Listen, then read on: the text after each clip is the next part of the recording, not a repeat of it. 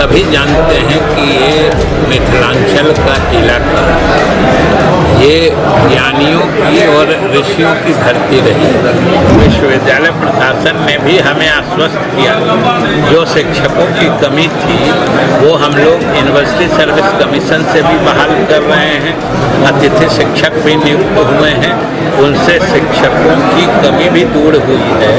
80 में जो महाविद्यालय स्थापित हुआ, आज उसमें विज्ञान प्रतिष्ठा की पढ़ाई बंद हो जाना, हम समझते हैं कि इन बातों की चिंता करनी चाहिए और इन बातों का चिंतन होना चाहिए। इस प्रकार के शिविर में मैं कोई आलोचना नहीं कर रहा हूं, मेरी सरकार है, मैं ही सरकार हूं, मैं आलोचना नहीं कर रहा हूं, लेकिन जो शासनाध्यक्ष है, जो यहाँ का प्रधान है, उनको इन विषयों पर विशेष रूप से रुचि लेना चाहिए।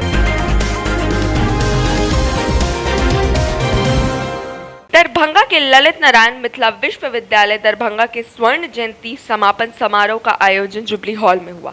समापन समारोह का विश्वविद्यालय शुरुआत शिक्षा मंत्री विजय कुमार चौधरी, नगर विधायक संजय सरावगी, उप मुख्य सचिव शिक्षा विभाग बिहार दीपक कुमार सिंह, कुलपति प्रोफेसर सुरेंद्र प्रताप सिंह व अन्य अतिथियों ने दीप प्रज्वलित कर किया। कार्यक्रम की शुरुआत में सभी अतिथियों को मिथिला पेंटिंग, पुष्पगुच्छ और चादर से सम्मानित किया गया। इसके बाद अतिथियों ने स्वर्ण जयंती वर्ष समारोह पर आधारित स्वर्ग जयंती द्वारा पाट्टिका का अनावरण और स्मारिका का विमोचन भी किया। ललित नारायण मिथिला विश्वविद्यालय दरभंगा के स्थापना के समारोह को संबोधित करते हुए बिहार के सरकार के शिक्षा मंत्री विजय कुमार चौधरी ने कहा कि मिथिला के कण कण में ज्ञान बुद्धि समाई हुई है। मिथिला में प्राचीन काल से ही ज्ञान और अध्यात्म का बालोबल रहा है। मिथिला शब्द से ही बौद्धिक खुशी नजर आती है। भारत के जीवन दर्शन का सबसे प्रसारित और प्राचीन करते का कार्य मिथिला विद्यार्थियों ने ही किया था। मिथिला का हृदय स्थली में स्थित ललित नारायण मिथिला विश्वविद्यालय के ध्येय वाक्य से उपनिषेध है, जिसका मूल मंत्री शिक्षा वही है जो आत्मा को आनंदित कर मिथिला के विश्वविद्यालय इस बौद्ध वाक्य को आगे बढ़ाने में अहम भूमिका निभा रहे हैं। शिक्षक और साक्षर होने में फर्क होता है। आज शिक्षा के पैमान पर धनोपार्जन हो गया है, उनमें बदलाव करने की जरूरत है। शिक्षा का मूल्य समाज सेवा होनी चाहिए। आजकल देखा जा रहा है कि समाज में स्थित व्यक्ति ही एकाएक पड़े रह जाते हैं। शिक्षित व्यक्ति कमियों को निकालने की बजाय बेहतरी पर कार्य करे, जो समाज के लिए काफी लाभकारी साबित होगा। शिक्षा मंत्री ने कहा कि मुझे स्वर्ण जयंती वर्ष समापन समारोह में शामिल होकर काफी खुशी हो रही है। मुझे इस कार्यक्रम की 1 वर्ष पूर्व कोरोना काल में ऑनलाइन शुरुआत और आज संदेह उपस्थिति होकर समापन करने का सौभाग्य प्राप्त हुआ। मिथिला विश्वविद्यालय मेरी शिक्षा की भी जननी है और इसी विवि ने ही मुझे आज इस काबिल पहुंचाया।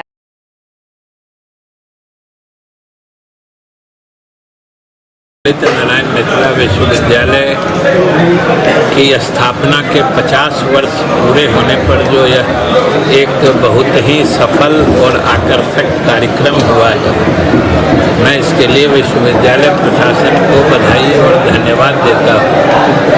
और सभी जानते हैं कि ये मिथिलांचल का इलाका ये ज्ञानियों की और ऋषियों की धरती रही और यह विश्वविद्यालय बहुत ही एक सफलता से आगे बढ़ता विश्वविद्यालय, और मेरे लिए तो सौभाग्य की बात है कि मैं इस विश्वविद्यालय का स्थापना काल का छात्र रहा और आज सौभाग्य से मैं शिक्षा मंत्री हूँ, तो मेरे लिए तो और भी अच्छी बात है। इसलिए हमने विश्वविद्यालय प्रशासन को और पूरे मिथिला क्षेत्र वासियों को इसके लिए हमने शुभकामनाएं दी हैं तथा हमने सभी सम्मानित शिक्षकों से भी अपील की है कि विश्वविद्यालयों में और महाविद्यालयों में हमारी कक्षाएं चलनी चाहिए।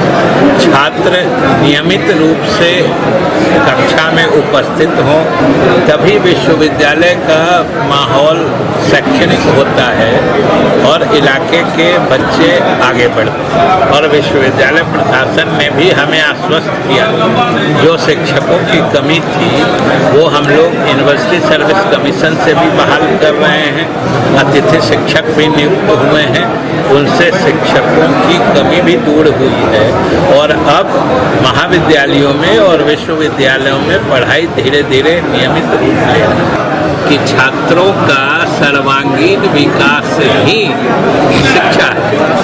खेल कूद शिक्षा का अनिवार्य अंग है और विश्वविद्यालयों में भी खेल कूद को प्रोत्साहित करना चाहिए। मंत्री जीवेश मिश्रा ने कहा कि मुझे इस कार्यालय में आकर गौरव महसूस हो रहा है। मैं मिथिला विश्वविद्यालय को अभी भी शोधार्थी हूँ। स्वर्ण जयंती वर्ष पर उपलब्धता के बारे में चर्चा करने के लिए आत्मसमंथन करने की भी जरूरत है। शिक्षा का सेवा करना चाहिए और लाइफ टाइम अचीवमेंट प्राप्त करने वाले सभी लोगों को अपनी ओर से बधाई देता हूं। शिक्षा मंत्री में मिथिला विश्वविद्यालय के लिए 1000 लोगों को बैठने के बराबर योजनाएं की गई थी। प्रसन्नता है कि आज हम लोग 50 वर्ष की दूरी तय किए और आज के दिन बुद्धिजीवियों को बैठकर इस बात का भी मंथन करना चाहिए कि पिछले 50 वर्षों में हमने क्या पाया है, क्या खोया है, विश्वविद्यालय कहां खड़ा होना चाहिए, विश्वविद्यालय कहां खड़ा है। इन बातों का मंथन शायद इस अवसर पर बुद्धिजीवियों को बैठकर ज्यादा करना चाहिए। अभी तो मुझे खुश होने का ये अवसर है। हम सभी लोग यहां से पढ़े हैं और मुझे विश्वविद्यालय परिवार ने एक छोटी सी चुनौती भी मेरे सामने खड़ा करके दिया है। मैं उसको चुनौती शब्द के रूप में ही कहता हूं कि अभी इसी विश्वविद्यालय का छात्र मैं भी रहा हूं। यहीं से बीएससी प्रथम श्रेणी से पास होने का अवसर मुझे मिला। गांव, सुदूर गांव के कॉलेज से, जहां पहले सभी विभागों में विज्ञान की पढ़ाई, स्नातक की, ये प्रतिष्ठा की पढ़ाई थी। आज शिक्षक के अभाव में कई विषयों में प्रतिष्ठा की पढ़ाई बंद हो गई है। यहां से 40 किलोमीटर 45 किलोमीटर दूर वो महाविद्यालय स्नातकोत्तर की बात जो रहा है।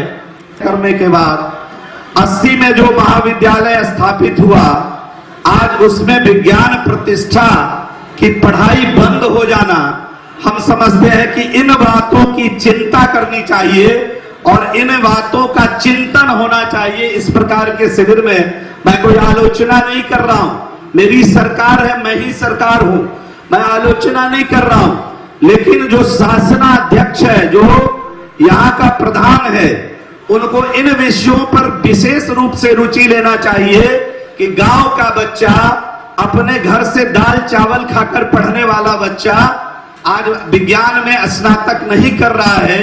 मैं उसी कॉलेज का विद्यार्थी हूं। मेरी पीड़ा शायद विद्यार्थी होने के नाते जायज है, सरकार होने के नाते विश्लेषण का विषय हो सकता है। लेकिन मैं आज विद्यार्थी की हैसियत से इस मंच पर खड़ा हुआ हूं। ये अलग बात है कि जो किताब आपने विश्वविद्यालय ने आज इसको आज लॉन्च किया है या प्रदर्शित किया है, इसमें अलग बात है कि हमको अपना विद्यार्थी नहीं माना है। ऐसी छोटी बड़ी खबरों के लिए देखते रहें NBC 20।